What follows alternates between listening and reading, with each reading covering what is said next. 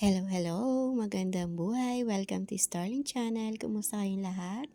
Sa video ito ay ipapakita ko lang sa inyo kung paano ko ginawa yung aking pa-order na mga letters at saka flowers. Pero bago ang lahat, hayaan yung batiin ko kayo ng Happy New Year! Kumusta ang inyong naging New Year? Nawa, i-bless lahat tayo ni Lord at thank you Lord dahil maayos at naging masaya yung aming pagse-celebrate ng New Year. Ito nga pala ay pa-order ko noong Christmas. Ayan, yung panahon ng mga Christmas party guys. Medyo na-late tayo ng pag-upload dahil naging super busy na lang talaga. Yung nasa bandang kanan na brown na papel, yan ay listahan ng aking mga gagawing letters. So merong teacher na lumapit sa atin dahil nakita niya kasi yung mga display ko sa tindahan. So ayan, sinulat niya yung mga pangalan at yung mga initial syempre, yung gagawin natin. 11 pieces na initial yung gagawin ko dyan. At marami din yung M, kaya mas inuna ko yung mga M. Dahil medyo mahirap talaga gawin yung M at saka yung M ay mas maraming pasiwar yung kailangan. Pero yung presyo niyan ay pare-parehas lang, hindi na ako nag-a-add kahit marami pang pasiwar yung magamit. Buti na lang talaga, lagi ako mayroong stock na mga pasiwar, mga gamit. Dahil yung request ng ating customer ay iba-ibang kulay. Syempre nga naman, mas maganda iba't ibang kulay para matuwa yung kanyang pagbibigyan. At ako na rin yung pinag-design niya pagdating sa pagpili ng kulay. Ito nga pala ay ipang re-regalo niya sa kanya mga co-teacher. Nakakatuwa naman kasi kahit teacher, professional ay nakaka-appreciate ng gawa ko. Buti na lang talaga may mga stock ako na gamit kaya hindi ako nagdadalawang isip na tumanggap ng pa-order. Sa totoo lang, pinagpuyatan ko to dahil kinabukasan ay kukunin din kaagad. Sa totoo lang, medyo may pressure kasi pagka ganito mga rush order, talagang medyo nakaka-pressure pero go lang talaga tayo. Slow mo nyo na lang yung video kung hindi nyo makuha kung paano ko ginagawa yung mga letters na to. Hahaba naman kasi ng gusto pag hindi ko time-lapse. Sundan nyo na lang guys kung paano ko ginawa. At sa bandang dulo nitong aking video ay may humabol pa na umorder naman ng 15 pieces na butterfly, keychain butterfly. At ipapakita ko rin yun kung paano ko ginawa dito sa video. So ayan, sana mapanood nyo hanggang dulo. Maglalagay muna tayo ng background.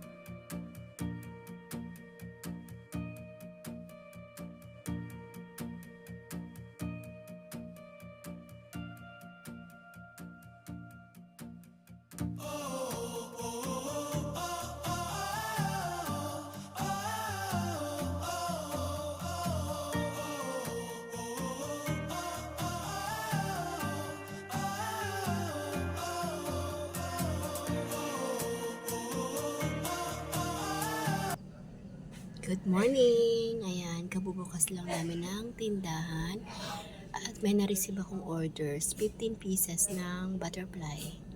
Kaya ito, ayan, naka-ready na yung aking mga gagawin.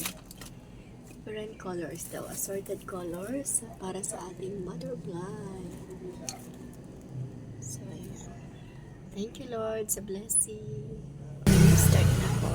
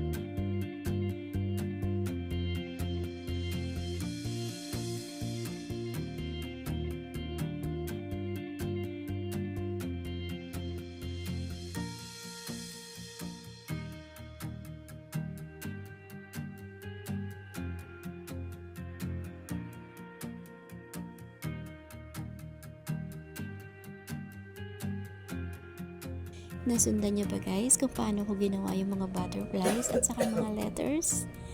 Ayan, finally, natapos din ako sa aking pa-order na 15 pieces na butterflies. So, maaga ko itong ginawa kasi nga, kukunin din kaagad ito mamayang hapon.